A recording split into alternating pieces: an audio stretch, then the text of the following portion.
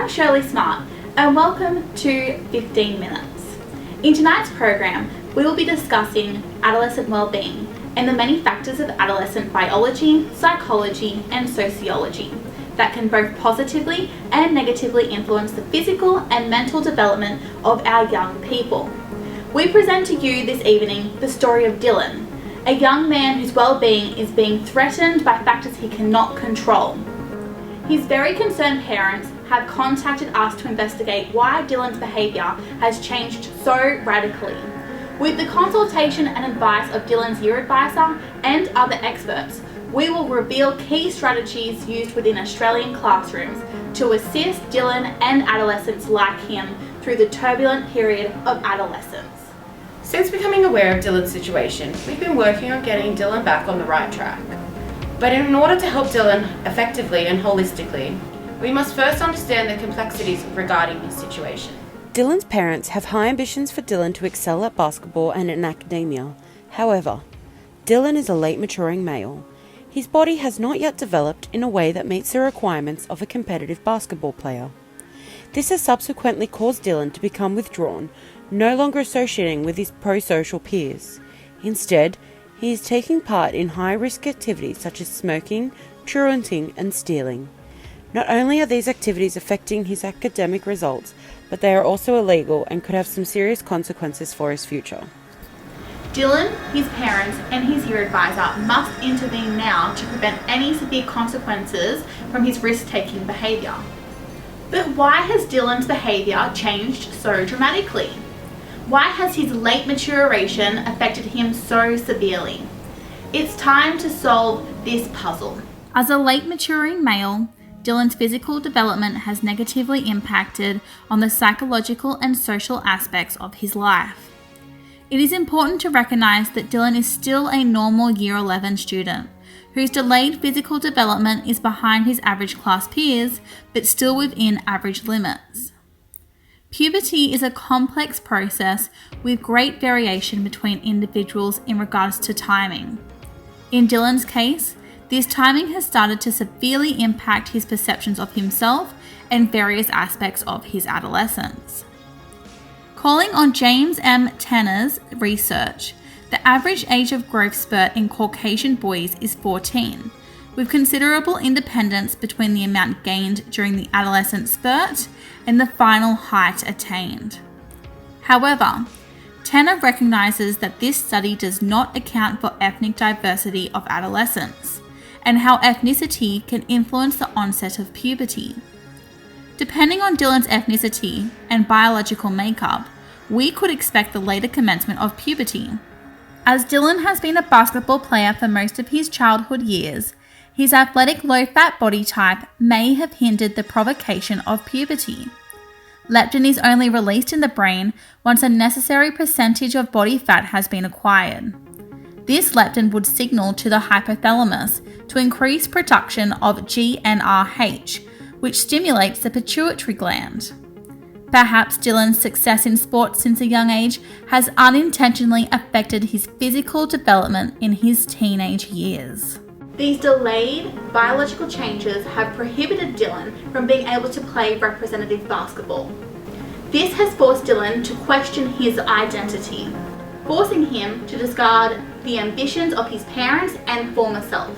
Experiencing isolation and alienation, Dylan is no longer associating with pro-social peers and is instead searching for a new sense of self in risk-taking activities. Adolescence is a time to establish one's identity, asking oneself the questions, who am I, where am I going, what is my purpose in life? Consequently, adolescence can be an extremely confusing and stressful time.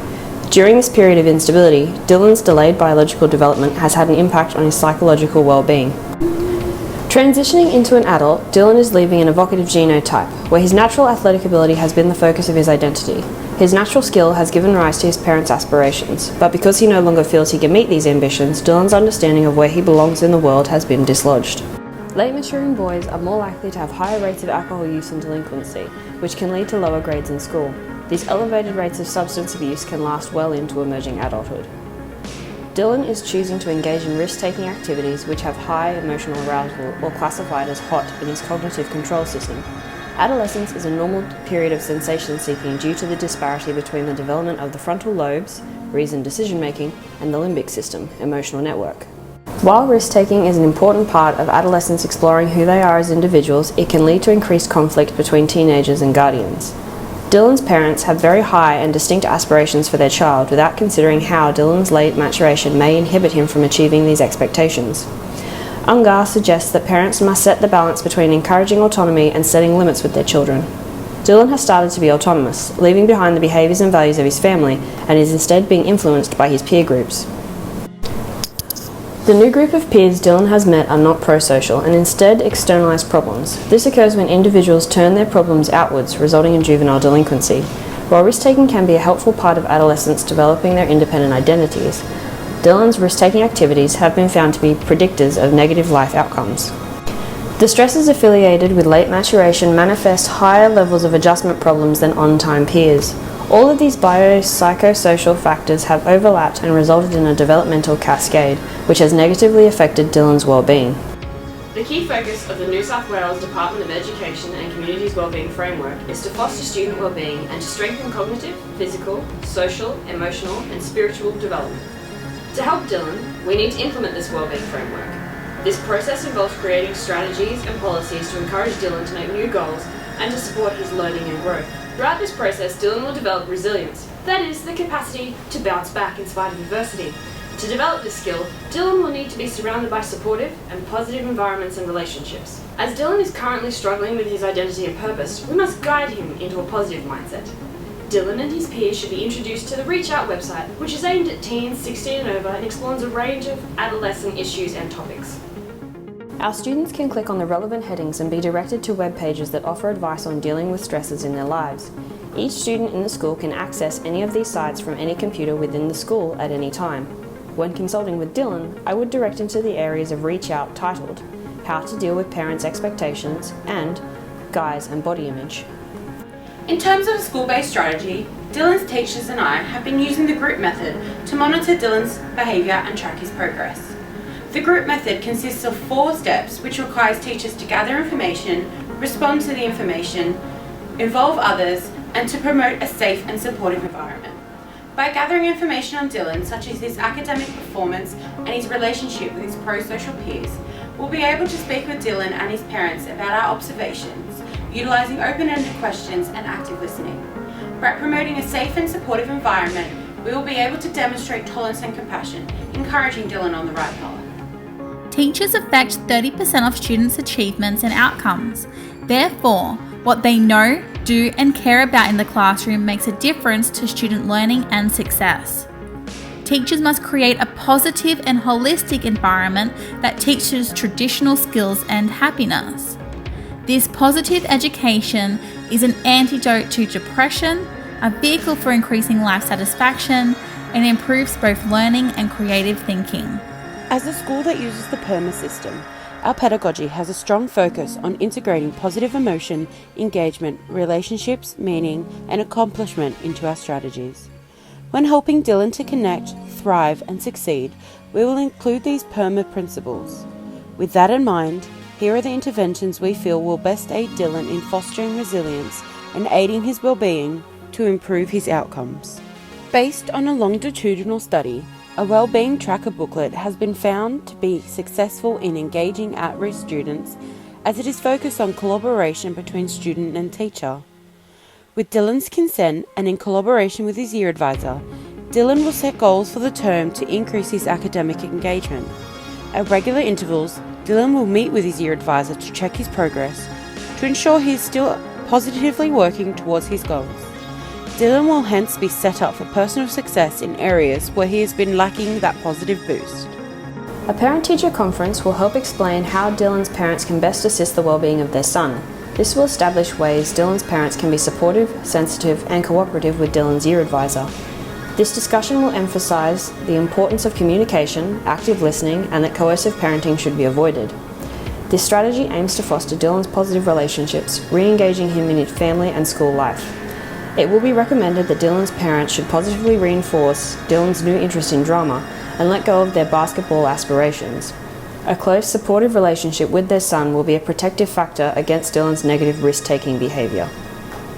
Parent-student health seminars will discuss the topics of puberty and adolescence, explaining the normative changes that may be occurring within students. This will not only improve Dylan and his parents' understanding of puberty, but it would also be enriching for many other families who attend. These seminars would also include drug awareness programs, giving the student body knowledge about legal and illegal drugs in a bid to reduce usage within the school environment. These seminars allow Dylan and our other students to understand the biological reasons for behaviours and feelings, which would enhance their emotional intelligence. We will strive to ensure teachers are incorporating group work into their classes to foster collaboration and inclusion between students. This will build positive relationships between students as they scaffold knowledge, aiding all students' learning and well-being. Using Vygotsky's zone of proximal development, learning is a socio-cultural experience. Applying this theory, classmates can be good role models and modifiers for behaviour and can be excellent tutors for improving cognitive skills. Should sports still be something Dylan wishes to pursue, a meeting would be set up between the year advisor, Dylan, and the sports coach. This meeting will discuss Dylan's potential position on the basketball team and the potential for extra coaching for Dylan to catch up with his peers. This would encourage Dylan to re-engage with his pro-social peers on the basketball team. So Dylan, after these strategies have been put in place, how are you feeling about your well-being? I guess I'm feeling a lot better about myself. I'm feeling a lot more confident. I was making some pretty bad choices just because I didn't feel like I didn't fit in anymore and got kicked off the basketball team. I feel like really positive about the future and what I can achieve. By utilising all of these interventions, we hope that Dylan will find a new purpose, set new goals, and accept himself for who he is. In doing so, we have every confidence that he will become a more fulfilled individual, which will in turn foster his academic success. As we've seen, adolescence is a period that is filled with some difficulties. But by implementing well-being practices into education, our teachers are able to help steer students safely through this period, creating successful students who can overcome life challenges with resilience. Thank you for joining me on tonight's program of 15 Minutes Australia. I am Shirley Smart. Good night.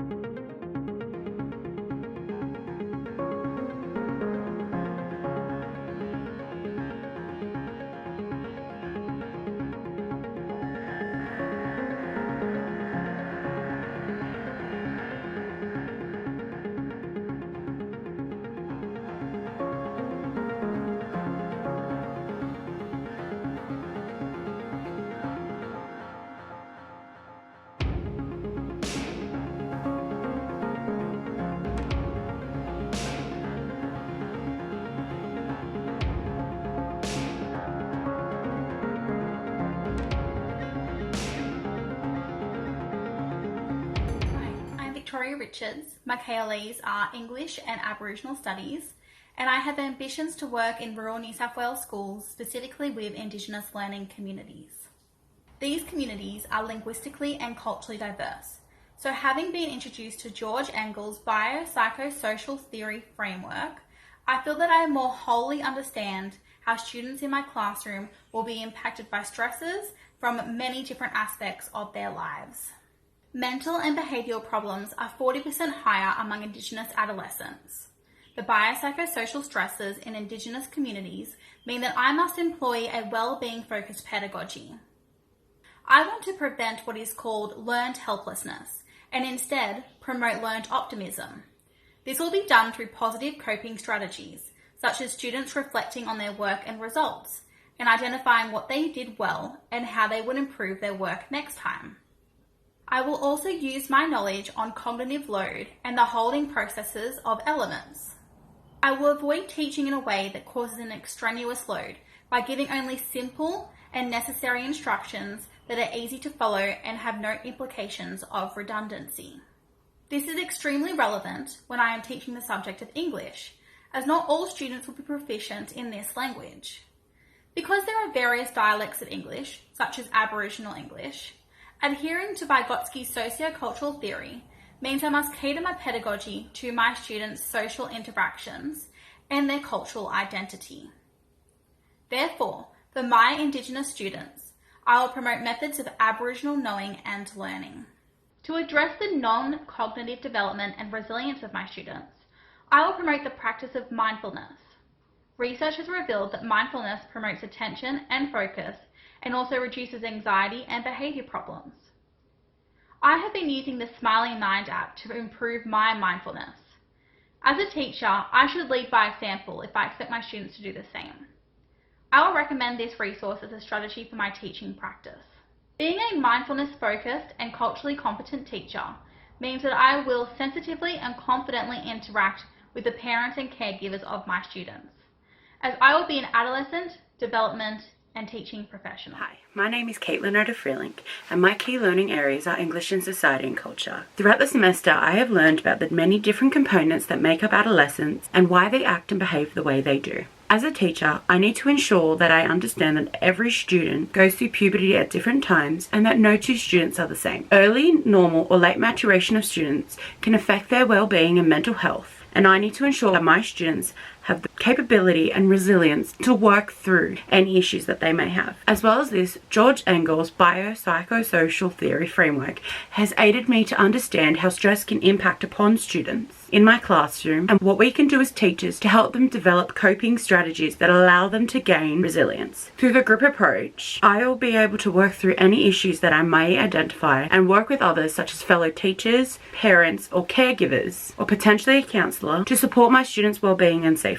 As a teacher, I want to ensure that my students get the most that they can out of my teaching. To ensure this occurs, I will strive to avoid cognitive overload, particularly when I am teaching students in my key learning area of society and culture. As the subject can be quite dense with information at times, I need to ensure that I am avoiding an extraneous teaching load style with the students. Through the use of Vygotsky's social cultural theory, and more particularly the zone of proximal development and the scaffolding for guided instruction, I believe I'll be able to avoid split attention and redundancy to best engage the students and effectively enable them to learn efficiently. I will also ensure to implement and promote well-being within my classroom, as it allows students to connect, succeed, and thrive within their own lives. I will also work on my own well-being through the use of apps such as Headspace and Smiling Mind, because in order to teach well-being, I should lead by example. Adolescent development and teaching has aided me on my journey to becoming a professional teacher. I am thankful for the knowledge that I have gained through this unit, and it has helped me to become a more engaging and resilient pre-service teacher.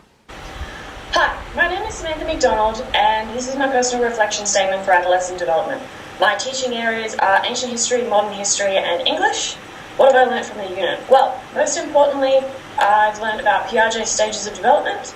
So I'll be dealing with a lot of students who are still in their concrete operation stage, and history in particular covers a lot of abstract ideas and concepts, and it is important that I make those ideas concrete so that they can understand them and make them relevant to their everyday life. Second, I personally undervalued group work because I moved around a lot as a kid and I got bullied.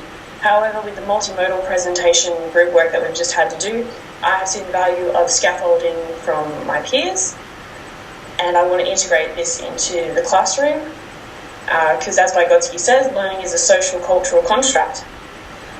Thirdly, I want to be an active listener to students. I want to understand that they are in a stage where they're going to be questioning themselves and their environment, And that doesn't necessarily mean that they're personally questioning me and my authority. And fourthly, I would also like to focus on Dweck's theory that praise is important to praise hard work and not necessarily natural ability. I found this really relevant because this is what happened with my younger brother and sister. They weren't particularly good at subjects in school, and my parents just went, that's okay, you have no natural talent at them, don't worry about it.